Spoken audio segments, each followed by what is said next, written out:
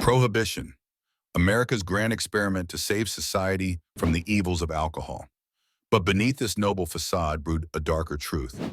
What if the war on liquor was never about morality, but about money, power, and corruption, secretly orchestrated by politicians and crime? When alcohol was outlawed in 1920, Americans didn't stop drinking. They simply changed suppliers. Bootlegging became a billion-dollar underground industry almost overnight.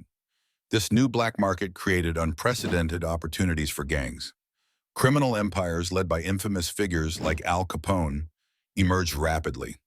Gangsters went from street-level hustlers to millionaire businessmen virtually overnight, controlling entire cities through violence, bribery, and fear. But gangsters weren't the only ones profiting. Law enforcement and government officials quickly realized prohibition enforcement was a lucrative opportunity.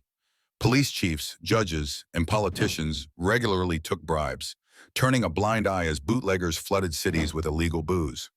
Capone himself famously claimed, "I own the police," openly flaunting how widespread corruption had become. Many authorities deliberately looked the other way or actively participated in the booming black market. Yet this corruption wasn't limited to police precincts. It reached the highest levels of government. In cities like Chicago, politicians like Mayor Big Bill Thompson secretly partnered with gangsters. Capone personally funded Thompson's campaigns, ensuring lax enforcement in return. Similar hidden alliances sprang up nationwide, politicians benefiting financially, gangsters gaining immunity, and the public caught in a calculated crossfire.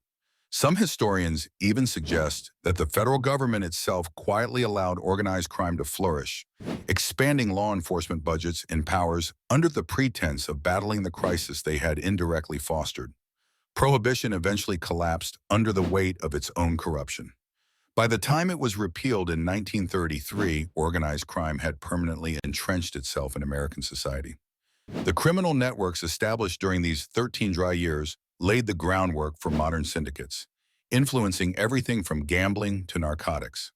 Even today, echoes of Prohibition-era corruption still shape American politics and economics. The truth behind Prohibition reveals a chilling reality.